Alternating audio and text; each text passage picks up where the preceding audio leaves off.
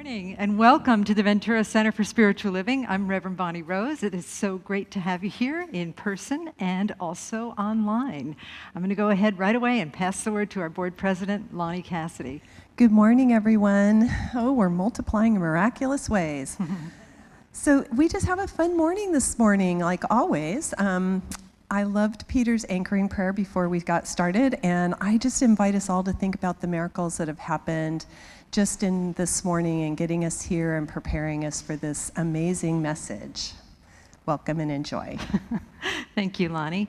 And now let us hear from Bill Hadris, who is one of our youth and family people, and he's going to enlighten us with his wisdom. Good morning. Good morning. I'm Bill Hadris with Youth and Family.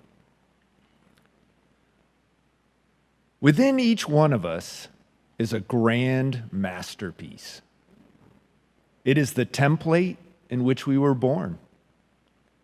The greatness that God is, we are. It is the vision, the dream, and the power to make it happen. Vincent van Gogh, a famous artist, painter, he said, "I dream my painting and then paint my dream." So I invite you to close your eyes, center into a deep breath, and imagine yourself in a place you go to often. Maybe your home, your school, perhaps your room or a different room, a car, a garden. What does this place look like? Who or what is around?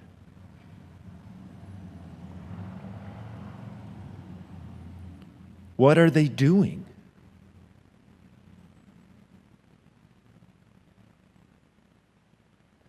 How do they feel?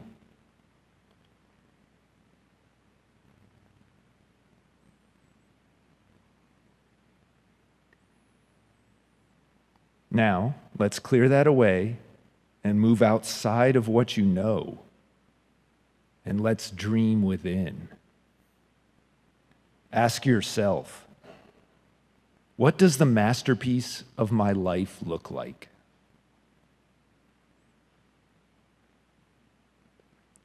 Who or what is around me?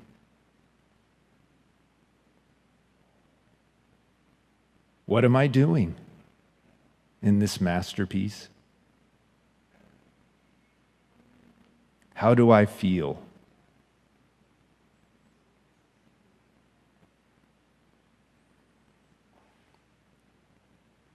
What does it look like? Who is around? What am I doing? How do I feel?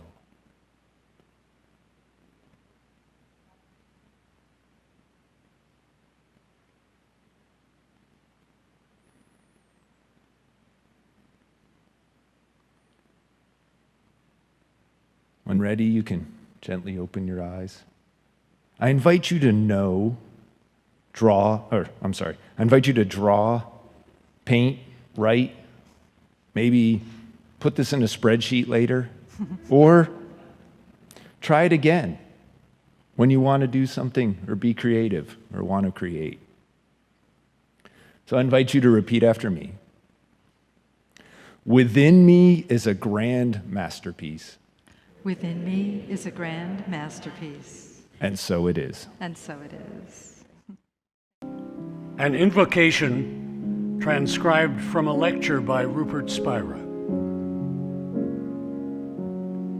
Praise be to God, naked being who wears this universe as its body and whose name is I. Praise be to God, the amness of all selves, although there are no selves, the isness of all things, although there are no things. Praise be to God who conceals himself in existence and reveals himself as being. Praise be to God who shrouds herself in time and proclaims herself in eternity. Praise be to God whose movement is our longing and whose rest is peace itself. Praise be to God, for whom the world is its song and silence its prayer. So we allow those words to settle into us, taking them into our hearts and being moved to sing our spiritual chant, I am remembering who I am, which is a musical affirmation of the prayer that was just spoken. During this chant, for now, for a little while longer, we ask you to keep your mask over your nose and your mouth. Sing quietly into your mask. And just allow your hearts to be opened. Allow our hearts to be opened by the words, I am remembering who I am.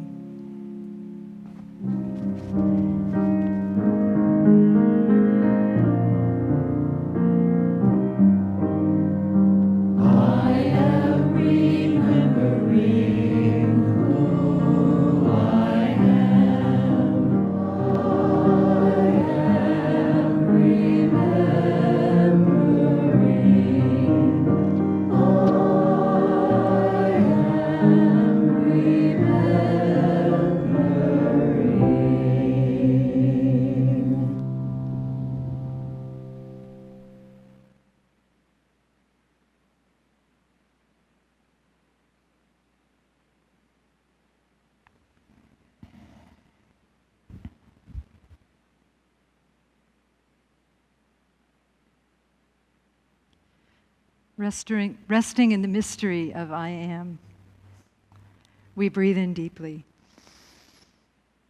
And then we exhale, opening our eyes in love and in service to what is, as it is, and so it is. Good morning.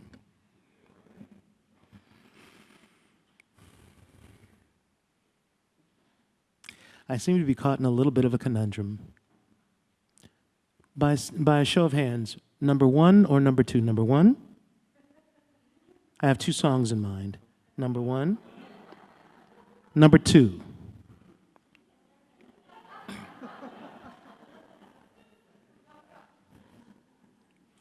This is a song of devotion.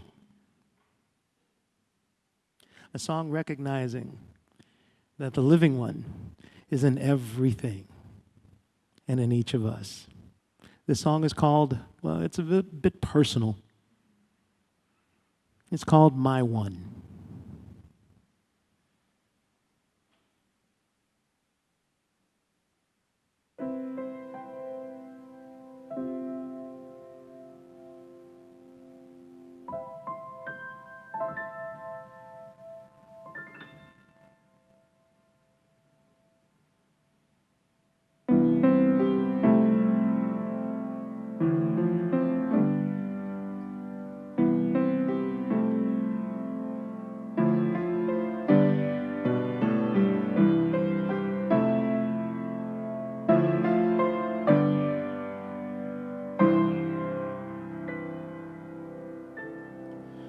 From the fading light of the evening to the growing glow of the day, I am perfectly held in your hands, my one.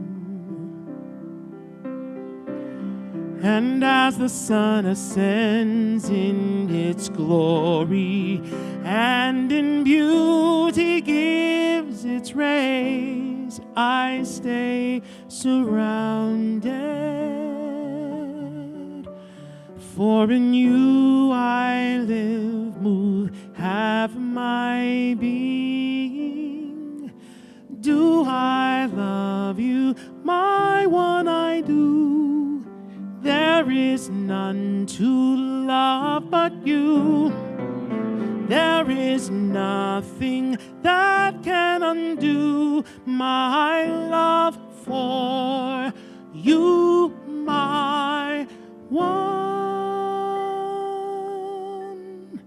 If I feel afraid for my future, or believe that no one really cares, still I'm perfectly, perfectly held in your hands, my one. So whether I ascend in bright ecstasy or fall in dark despair, I'm there surrounded. For it there's nowhere where your love can't find me.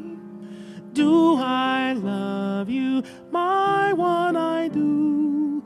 There is none to love but you.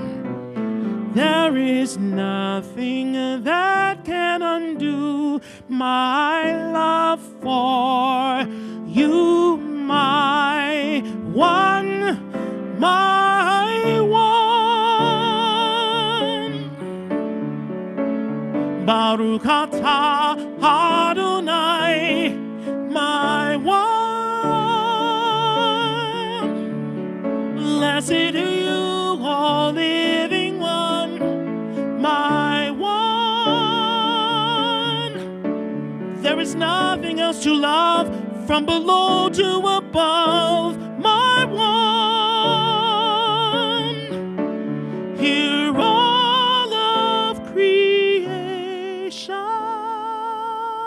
sing to you, my love, my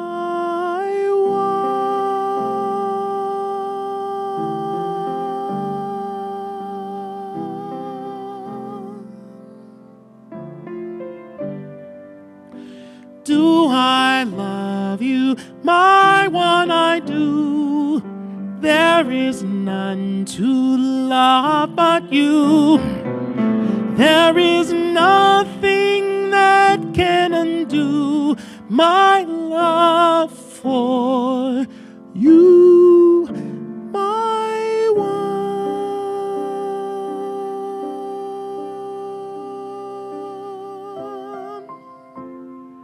My one, my one, my one.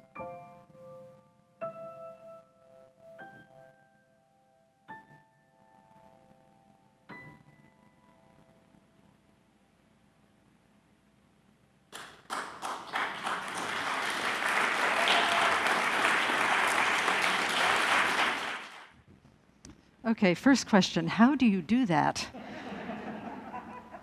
It's incredible. It's incredible. Is that the first time you've sung that song here? No? Felt good, felt new to me. The other thing was, how did you all know to vote for number 2? Did you give a little sign like, no?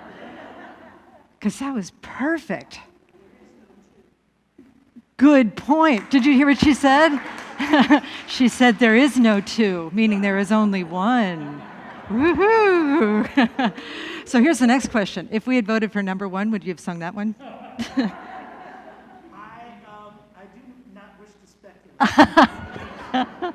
Okay, good to know. Let's just keep talking so I don't have to, Yeah, we will. That's a lot to talk about, as was the reading. Wasn't that reading incredible? Yes. Yeah, oh my gosh, beautiful. That Rupert Spire, where is he? Oh, there he is. He's right there next to Krishna. Yeah, look at that. Sweet. Okay, anyway, hi. I'm here to give the Sunday message. And I want to start by asking you, and you don't have to repeat this after me if you don't want to, because you may not even know what it means, or you may not be comfortable repeating it after me. Now you're probably like, what's she going to get us to say? Whoa. Are you comfortable saying we are a mystical center of non-duality? If so, say it. We are a mystical center of non-duality. Okay, good. Not everybody, I've shared that phrase with some people, and not everybody's comfortable saying that, I think because some people don't know what it means. And I mean, really nobody knows what it means. It's indescribable, but that's part of the mystery. That's part of the joy of it for someone like me who loves that which is unattainable and indescribable and paradoxical. As you know, have you noticed, well, we've been in this pandemic for like over a year, and the church is different. It's a little smaller, and we're doing things a little bit differently for now. And I've been telling people, you know, as we're in the process of regrouping and figuring out what to do next, it's a lot like just taking spaghetti and throwing it against the wall and seeing what will stick, right? You've probably heard that expression before, throw spaghetti against the wall and see what it sticks. Question, has anybody actually done that? Yes. I myself have done it. My sister and I used to throw it on the ceiling and then call our kids in and chat with them, and then it would drop on their heads. And we loved that so much. It was so much fun. So I recommend you try that at home, okay? Because it's super fun. You can do that with a child. You can do it with your spouse. You can do it with the loved one. Anybody. It's super, super fun. I wanted to do the spaghetti throwing thing here, but the board president said that we couldn't. So anyway, and that's quite it's quite a reach. Yeah. Bill, next time you launch a balloon, tie a piece of wet spaghetti to it. Then we'll see who it drops on. Okay, sounds good. Anyway, so I've shared that with somebody who actually liked the idea of throwing wet spaghetti against the wall, and I was saying, you know, we're just seeing what sticks. And she said to me, yeah, you can do that, or you can see if maybe when you throw wet spaghetti against the wall, that a little crack opens up and different light comes in. Barry Leonard Cohen, right? Right? So I like that a lot. So that's why I feel like, you know, I'm getting very much more centered in the idea that we are a mystical center of non-duality. Now, for those of you who have been here around here for a while, you know that I've always sort of veered in that direction, but I'm coming out of the closet now, people. I am a mystical center of non-duality minister, so there you go. You heard it from me. Okay. Thank you. Thank you. But I think it's also good to get some type of clarity about what that really means, or at least what it means to me, even though I don't really know what it means, but as we continue to evolve as a congregation, to discuss it and see what it means to all of us, because the meaning will change over time. It truly will change. So I'm going to start with the idea of what is non-duality. It's what he sang, for one thing, and it's this idea, it comes from the Sanskrit word advaita, which means not two, which is a way of saying oneness or wholeness. When I was discussing this with a group of people, they were saying, but why do you say, you know, in religious science, we don't say what we're against, we say what we're for. So why are you saying non-duality? Why don't you just call it oneness or wholeness? And the reason I'm choosing to call it non-duality is, first of all, when you Google oneness or oneness, you get like, nothing wrong with it, but the Pentecostal church, which is not what we are. I hate to disappoint you, but I'm not going to start speaking in tongues anytime soon. Was Ray Pentecostal? No, okay, all right. Anyway, so the other thing about the term non-duality is that everybody has their own definition of what oneness means or what wholeness means. Non-duality is a little different. It's a little like more skittery. We can't really put a definition on it. So that's part of the joy of it. That's part of the mystery, is to define it, knowing that the definition will always be inadequate, but that opens us up to the greater mystery of what it really is, right? Right? Thank you, Ray. I'm glad you agree. Yes, good. You got to come every Sunday. I'm sorry. You can't sing in any other churches. You got to come every Sunday. Now, we can't pay you every Sunday, but you can come and be here if you want. Oh, goodness. Okay, so then what is mystical? Well, Ernest Holmes, who is our founder of this denomination, talked about the mystics, and he said that the mystics are those who rise above the level of effects meaning appearances.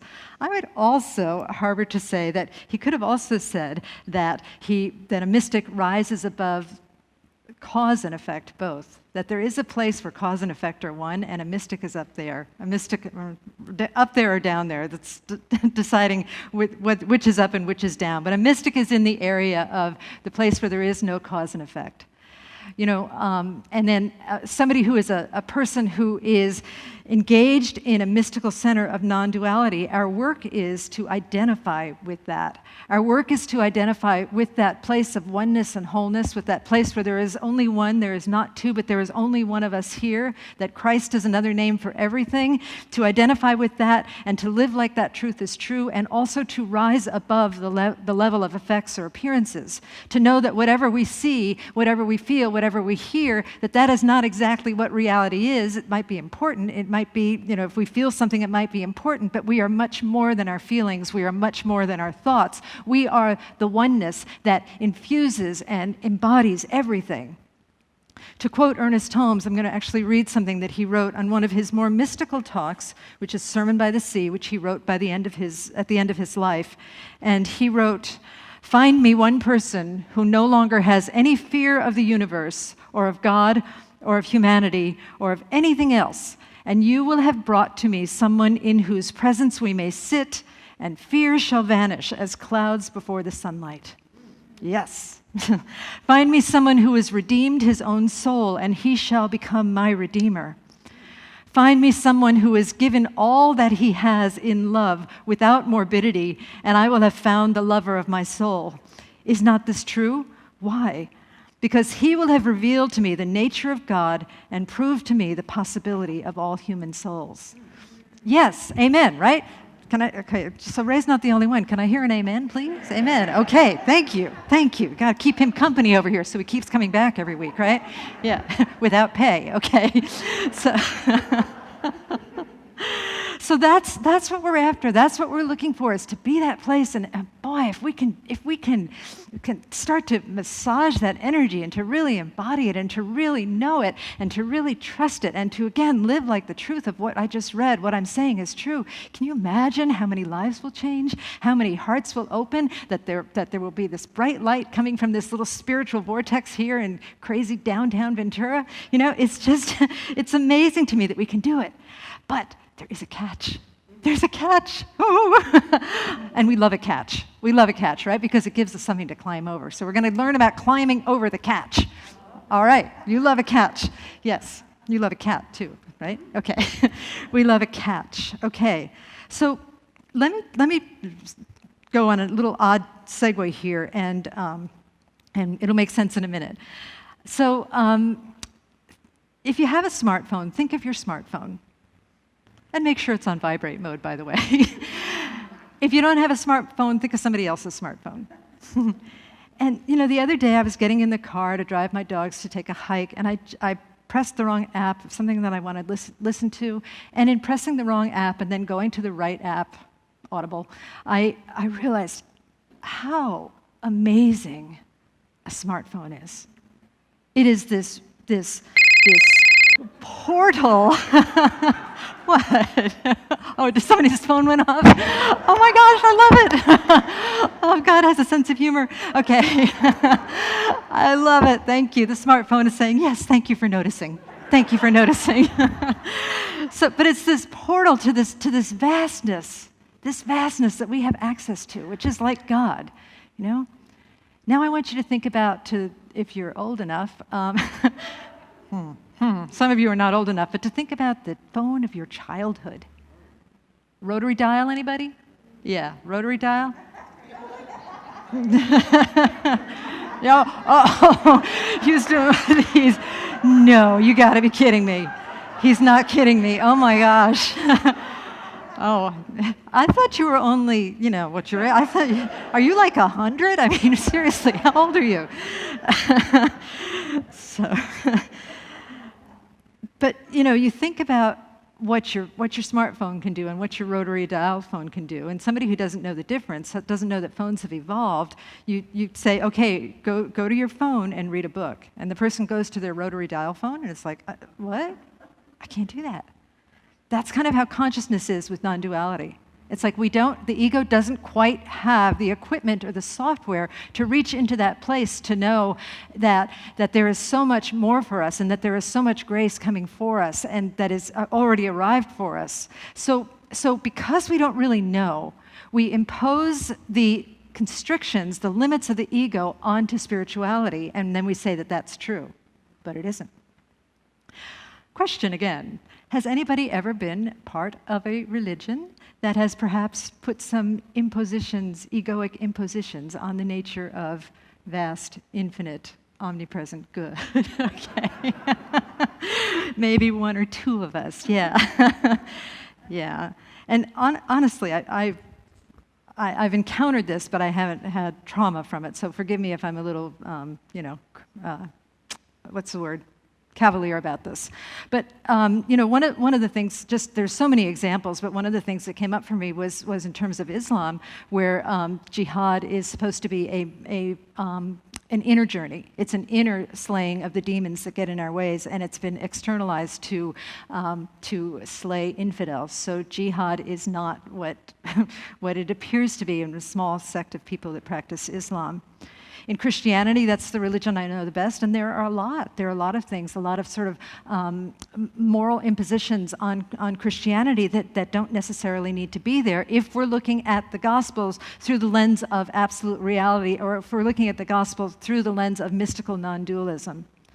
One of the ones that came up in a book that I was reading was about the Beatitudes, which are eight incredible paradoxes about how to live and how to transform your consciousness to have the mind of oneness, have the mind of wholeness in you, the mind of mystical non-duality. And one of them was, blessed are the pure in heart, for they shall see God. And the author said that people took the idea of pure in heart and made it about something else. They made it about chastity or celibacy. Last time I checked, my heart was up here, and I mean, thank you. Yeah. So, and what that means, pure in heart. Pure heart means that it's single-heartedness. A heart that is not divided, a heart that is focused only on good, a heart that is focused on seeing the best, a heart that is focused on truth, on the spiritual truth, on the non-dual mystical truth. And those are the folks that are open enough to see God. But if we're getting caught up in this is right, this is wrong, this is bad, this is good, then we're using that egoic software, and we are not as available to receive the grace of God as in the vastness that God is. So instead, before I get to instead, let me talk a little bit about how, because I'm allowed to dump on my own religion, right? Okay? Although I think I signed a pact that I said I wouldn't. So this is going to be a gentle dumpage, all right? So, in our religion, I think when it first started, it started when people were feeling kind of helpless and powerlessness. So there was a lot of emphasis on manifesting, that if I have this external thing outside of me, then my life will be better, right? And so a lot of the focus was externalized. One of the manifestations of that external focus was in the book and the movie The Secret, right? A lot of people have seen that. And again, there's nothing wrong with The Secret. There's nothing wrong in knowing that you're empowered and knowing that sometimes if you want something in your life, you have to actually, if you want a job, you might have to make a phone call and turn in a resume and have a little confidence. So that's a good thing. But The Secret only goes so far, because what happens sometimes in these manifestation gospels, ministries, is that when it doesn't happen for people, they think that they've done something wrong. And the other thing is that it teaches people to cling to that which is impermanent, right? So all of these things that people were manifesting in The Secret, I remember it was like a lot about hot babes and cars, and somebody manifested an elephant, and I really think it would be fun to have an elephant here, don't you, Lonnie, board president? But maybe not. Yeah, see, who's applauding? All right, thank you for that. Yeah, but all of those things are impermanent. And what a mystical approach to the science of mind teaching does for us is that it allows us to anchor in the only thing that truly is permanent, which is the presence of God, the I am presence that is indwelling within us. So all of the things of the body will fall away, and And yet, we want to cling to them. But what if we were instead to realize that behind all wants, there is a greater want? There is a wanting for God. There is a wanting for the qualities of God, which is love, joy, peace, happiness. So like if you were hoping to come here and get a prayer from a practitioner because you want a job or a car or a hot babe, or whatever, okay, fine, great, but also know the quality behind that and pray for that and know that you already have it and start cultivating that and knowing that it is already yours, and then whatever is supposed to happen will happen. Whatever is supposed to happen will happen. Another beatitude that is often messed with is, blessed are those who hunger and thirst for righteousness, for they shall be filled. Blessed are those who hunger and thirst for righteousness, for they shall be filled. People often think that righteousness means following all the rules, being super uptight, being judgmental of others, being self-righteous. But really, hungering and thirsting after righteousness is hungering and thirsting after being filled with God, right alignment, right vibrational alignment. And then we are filled with the presence of God when we align our presence with the beingness that is God, that is love, that is hope, that is joy, that is glory. All of those things, folks. Isn't that so much better than a hot babe or a new car? Am I okay then? All right. Whew. I didn't know it was going to be this kind of a talk today, actually. Must be the skirt that I can hardly walk in. So, yeah. Thank you. I'm glad you think it's pretty. Amy Michelson made me wear it. So, Amy, if you're listening, thank you. She's a clothing designer. Anyway, so this is what we're about. We are hungering and thirsting after right alignment. That nothing is more important than God. That was in your song, Ray. I don't remember the words, but it was so embedded in your song that the only thing that really matters is our connection with God. And we establish our connection with God through right seeing and right heart. We open up the mind of the heart and we see aright. We move aright. We live like the truth is right. We live like the truth of our oneness is true. That is an incredible way to go through life. That changes everything. And yes, there will still be struggling. There will still be suffering. There will still be all of the isms that we talk about in life, racism, anti-Semitism, homophobia, all of those things. There will still be all of those things, but we have a completely different reaction to it, where we can actually lead and transform from a stronger, greater place that already recognizes the oneness of everything, so that we're not putting down those who are against, we are lifting them up. We are lifting them up into greater and greater, greater, greater power and glory and love. Doesn't that sound like a better way? I feel like I'm the only one who feels that way, but I think it's true. I really think it's true. Okay, good. Thank you. Thank you. Yeah. Yeah. So, in practical terms, what do we do? What do we do? I thought I saw somebody raise their hand. I got really excited, Lacey. I thought you knew the answer. That was really good. Okay. Yeah. Let me just reaffirm for you that I don't know anything. I'm making this up as I go along. I do a lot of research, but because it's a much bigger truth than I am open to correction. I am open to feedback. I am open to hear if there's a better idea. But my idea right now as to what we do, again, it comes to this thing that I've been saying for the last 3 weeks. It's from Ram Dass. He was in a great movie that Hugh and I saw on Gaia Network. And when he asked his guru, Neem Karoli Baba, he said he was about to leave the ashram, and he said, what should I do? How am I going to take this energy from the ashram back into my regular life? And Neem Karoli Baba said, love, serve, and remember. And Ram Dass said, is that all you got? Because I was hoping for a better to-do list than that. But love, serve, and remember. So I'm gonna do that in reverse order today. How to love, how to serve, how to remember. And this is just a tip of the iceberg. This is just one or two things that you can do. First one, let's do remember. Remember who we are. Remember that we are not our bodies, we are not our thoughts, we are not our emotions, we are not our feelings. All of those things are important, but they're not who we are. Do something for me for just a moment. Have a thought. Focus on a thought. Maybe think about somebody that you, judge. Nobody here does that, right? Just think about somebody that you judge for a moment. Okay, and then just let that go. And now think about somebody who brings you great joy. is the person who the part of you that witnessed the judging and the part of you that witnessed the person who brought you great joy. Is that the same person? In other words, when you let go of the judging, did the true self disappear? No. The true self was there. When you let go of the appreciation, did the true self disappear? No.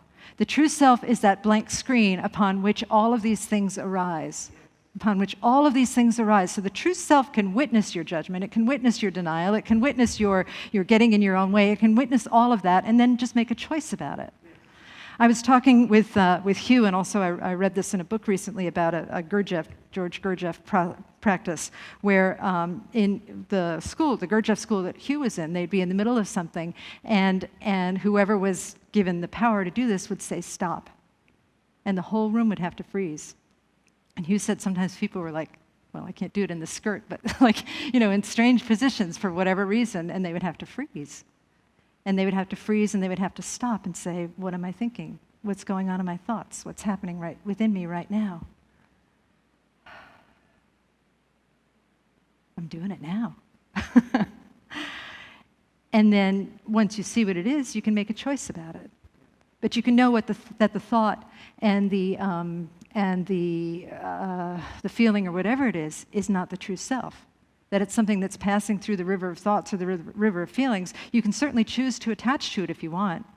You can certainly choose to let it inform you if you want, to inform you of something you might need to do. But you can also choose to let it go and think about something else, or to quiet the mind. And I would suggest that if it's a story that you've played over and over and over and over again, like a broken record, that it might be wise just to let it go and see what happens. Let go and let God, as they say in the 12-step movements, So much of what we try and do, I think, as human beings is that we try and rearrange the deck chairs on the Titanic. We try and fix things, And I hate to imply that the ship is sinking, but it is. I mean, if you want to talk about impermanence and change and evolution, this ship is sinking. And so we don't need to necessarily rearrange the deck chairs on the Titanic. This happens in so many things that we're trying to fix on the political spectrum and the social spectrum and the personal spectrum. We got a phone call at 5 o'clock in the morning, I think it was yesterday. It was a telemarketer, and it went to voicemail. It was blocked or something, so it just rang once and went to voicemail. But I'm just curious, has anybody here ever tried to eradicate telemarketers through anger? And yeah, it does not work. It doesn't work. As Jesus said, there will always be telemarketers among us, right? They are not going away. So what if when the phone rings and you pick it up and it's a telemarketer, what if we did a stop? How will I respond to this? Do you think it's better to try and eradicate them in some futile manner, which is anger? Or is it possibly better to pour a little more kindness into the world? To think of the bigger picture, to think that this poor guy, this poor gal is, people are shaking their heads, to think that this poor person is trying to earn a living doing something that they're uncomfortable doing. And what if you can still set a boundary? I get called by Sirius Radio, I don't know how many times a week. And I don't listen to it because I have all these portals, as I said, on my cell phone. And I've said to them, I have to tell you, you have to stop wasting your time because I'm not going to buy your product. I love you dearly, my child, but I'm not going to buy your product. So that's one way we can stop and remember in a very practical manner. And you can find ways to do that in your own life that work for you. The other thing, so serve is the next one. Serve is the next one.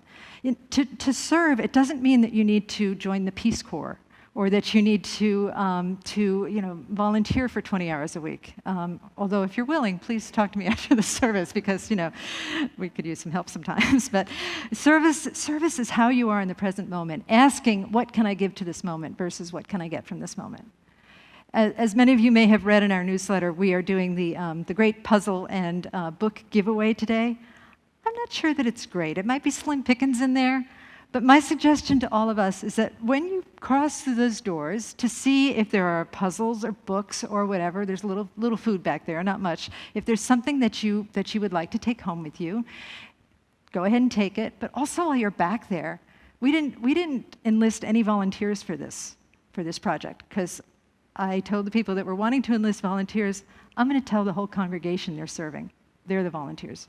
Y'all are the volunteers. If you step through that door, you're going to be a volunteer. And that's going to be super fun. That's not a threat. That's super fun. That's like, how can you serve back there, looking for ways to serve, looking for what you can give to the situation back there. It's going to be so much fun. Who knows what can blossom, right? Okay, all right.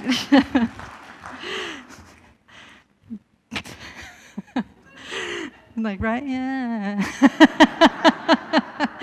No, I think we have a very generous congregation, and sometimes people just don't know how to serve. But this is it. It's like we get to look for new ways to serve that are unique and personal and wonderful, and ways that are lifting others up. Which brings me to my third thing, which is love. Remember, serve, love. They're up there. Remember, serve, love. Okay. So one way to love.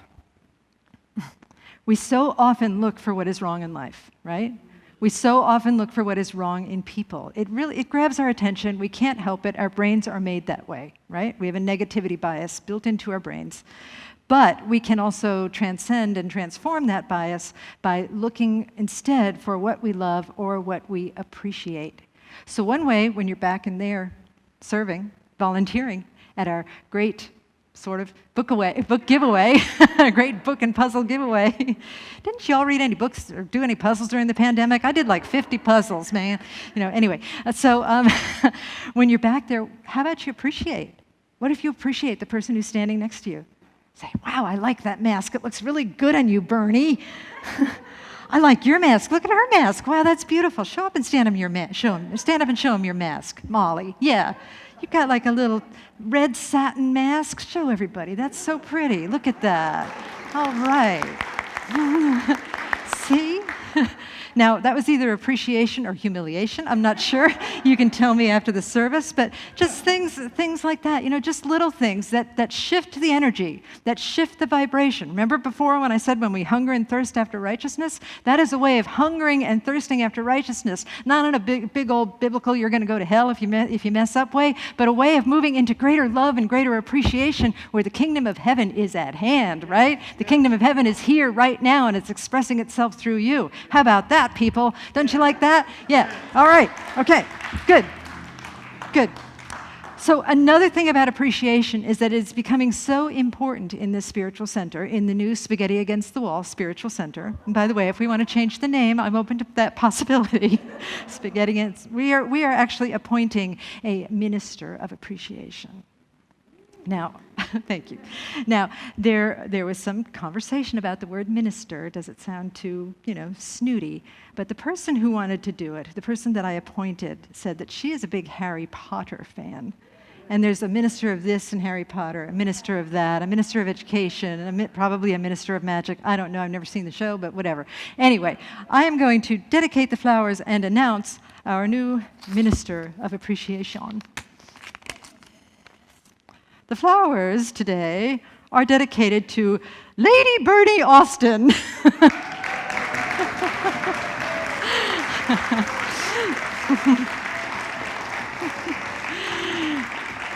She is the leader of the VCSL Ministry of Appreciation. We appreciate you, Bernie. Let's have you stand up and get some love, you little stinker. Yeah.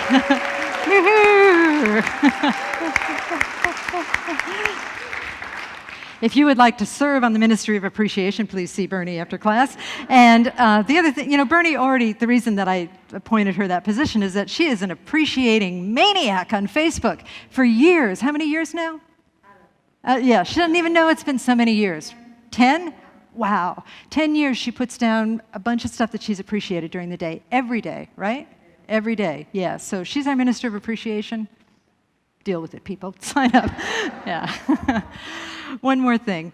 One more thing about how to realize this mystical non-duality in our lives in a personal way.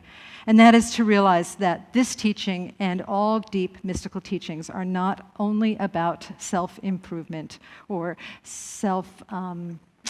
raising the self up. Really, if we're raising the self up, we are raising everybody up, and we need to be aware of that. And we also need to consciously labor to raise others up as well. One of the good things about that in terms of this church is that, appreciation will certainly help raise you up as it raises others up. And we have been raising people up here in this center for a long time, but I think sometimes we fail to notice it and talk about it, of course, in a humble manner, but in a way to talk about it in a way that people can recognize the power of it. So I'm going to tell you one quick story of raising up, and then I'll sit down. Oh no, then I won't sit down. I'll have Lonnie up here. So one of the things that we do in this spiritual center is that we tithe. We give a portion of the income that we get from services and online giving to organizations that have either inspired us or organizations that we feel just are in need of some special support. In a way, that's a form of inspiration as well, and that these people are persisting despite the odds against them. And so we've given to lots and lots of different places.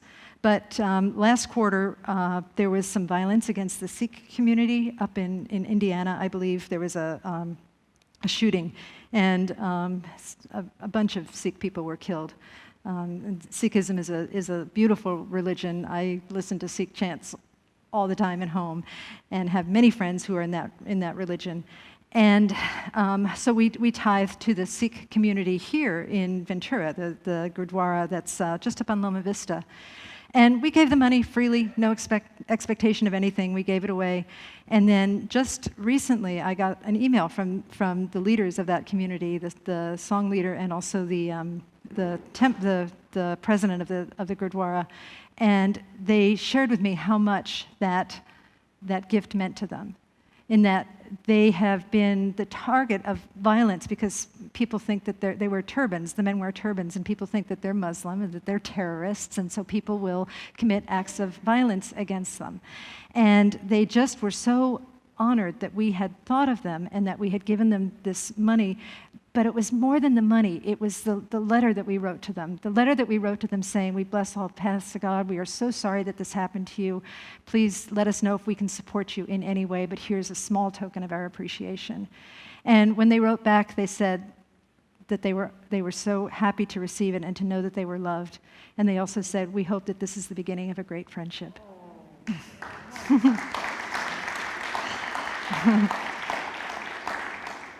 Again, that means more to me than anything.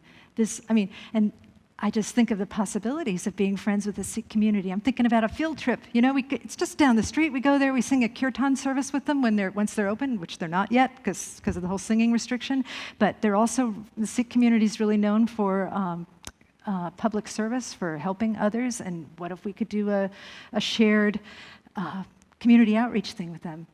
See, that's what happens. That's what happens when we start recognizing the mystical non-duality that is in everything. It's not like I'm saying anything new. This is all really old stuff. It existed long before I was born, so many years before I was born. I'm not that old, people. Many, many years before I was born. It has been since the beginning of time, because it is true. And so when we move into that place of recognizing the mystical non-duality of existence, and then again, living like that truth is true, then we align with something greater than ourselves, and life becomes amazing for all of us. I shared that story about when I was talking about throwing the spaghetti against the wall, and somebody said, well, what if you crack the wall and a little light comes in? I shared that story with someone else, and she said, what if there is no wall? With that thought and with that power, let's turn within and let us pray.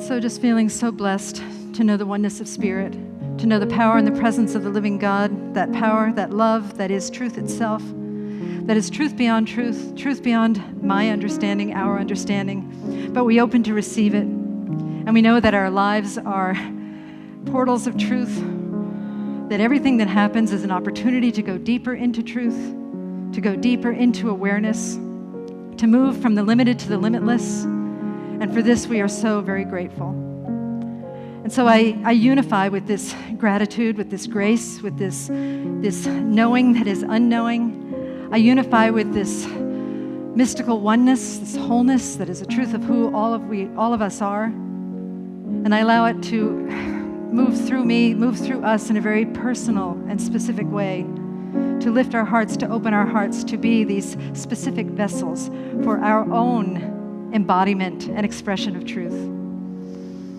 And so I know that wonderful opportunities to express are coming forth for all of us. Ways to be grateful, ways to serve, ways to be open, ways to receive, abundance, love, joy, grace, all of it, and so much more.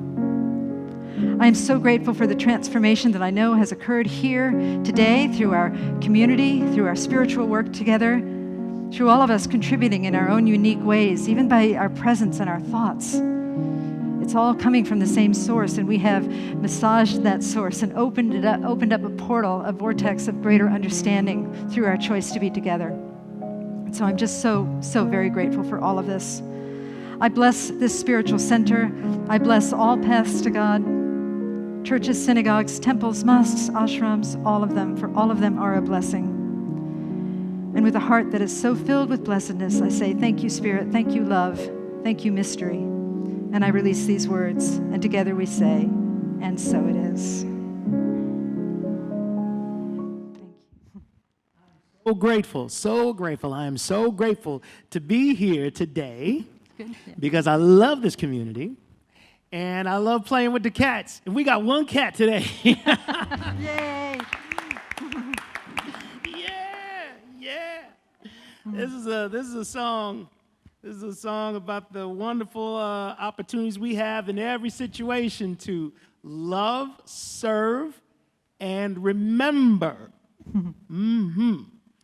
Because the universe will surround us with all of our choices every single time. This is called Get Ready to Get.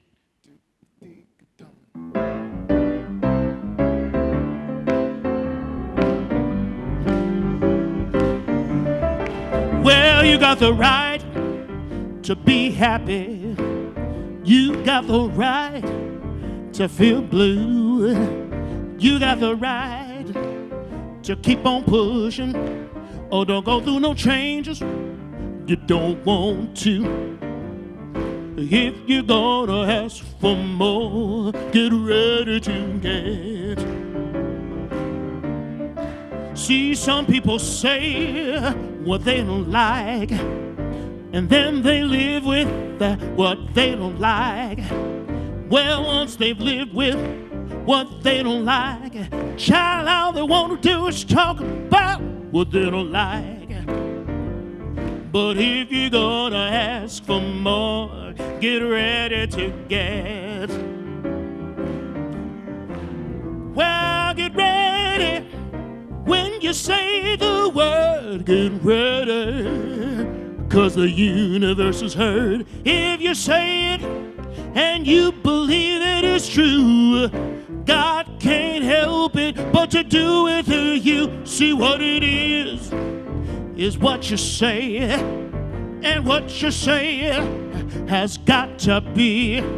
So when you think you want to move a little higher, speak your word and the truth will set you free. If you're gonna ask for more, get ready to get.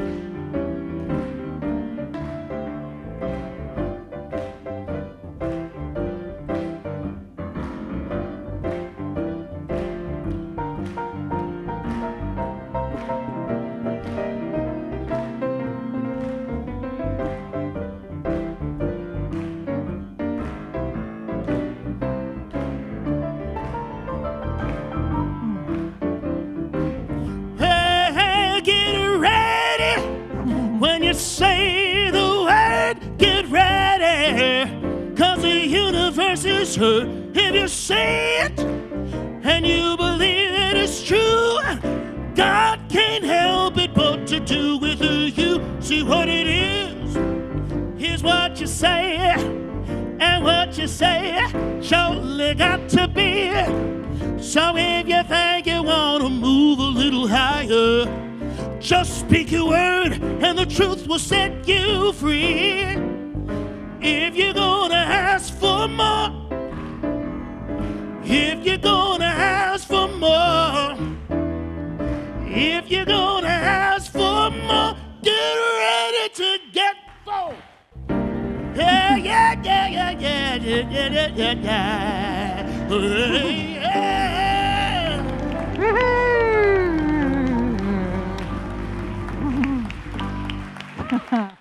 Thank you, John. Thank you. Awesome. That was so great. Thank you so much. Thanks. And thanks for acknowledging our cat over here. Okay, good.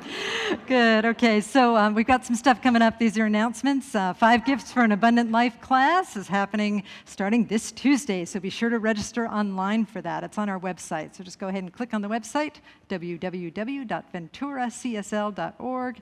And then we have a class. Mary's coming down, so I'm going to start doing the next announcement. Another class coming up is Ernest Holmes Meets the Buddha class. Ernest Holmes Meets the Buddha, really. I thought there was a little age difference there, but okay.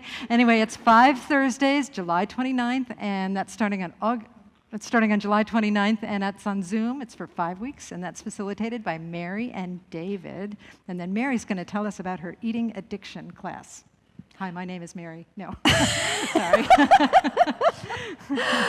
Good morning. This Saturday at 2 o'clock to 4:30 on Zoom, you can register for a workshop that is called Spiritual Growth, Eating Addiction, and Food Addiction. And if you have found, especially through the pandemic, that maybe your waistline is a little bit larger than it was before, or you find that over the years you're getting larger clothes instead of smaller, it's possible that you have an eating addiction or a food addiction. And there's tremendous possibility for spiritual growth if we really look at our eating patterns and our use of food. As possibly an addiction. And I'll even promise that this workshop will give you a positive feeling about the word addiction, like non-duality, a positive feeling about addiction, and approaching your use of food that way to grow and explore and live a life of freedom. Thank you. Thank you, Mary. That's great. Thanks so much. Thank you. Okay, and then this Wednesday we have a meditation that's on Zoom, and that is our Kindness Awaken Circle. It's run by Peter Frank, who did the prayer this morning, beautiful prayer, and there's information on our website about how to access that via Zoom. In terms of what's happening with the pandemic for us, again, no need to sign up for the service, and we're going to continue like this with the masks and all, and have a foodless social hall for a little while longer. We'll see what they say on the 15th. I think some of you know I've said this before, but I had to sign an agreement with the county to open when we first started opening, and we are obligated to follow the rules in the agreement, so that's part of what we're doing here. Okay, and then back to what's going on in there. So there's a little bit of food back there, some wrapped up food. There's puzzles, there's books, and there's going to be like a bunch of volunteers that look like you back there, appreciating and doing all kinds of great things. Our bookstore is also open. It is now a hybrid bookstore. The books are for sale, but all of the other props like masks and T-shirts and all, those are all priceless pricing. So you still pay a little something for them, but you get to set the price, okay? I think that's all I got for now. So why don't we do a prayer, Brother Chris, and we'll be good to go. Okay, so turning within, let's just breathe into this beautiful, beautiful time that we've had together here. I trust that hearts have been opened, that minds have been awakened, and that we all leave a little spiritually discomforted about how we're in this incredible mystery and what can we do to realize more and more of that in our lives and share it with others. How wonderful it is to participate in this mystery and this miracle of oneness and sharing and opening to the greater yet to be for all of us.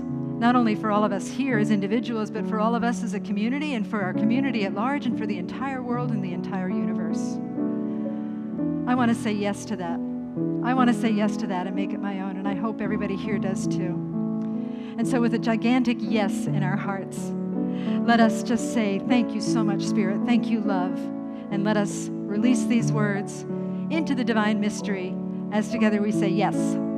Yes. And so it is. Thank you. God bless you.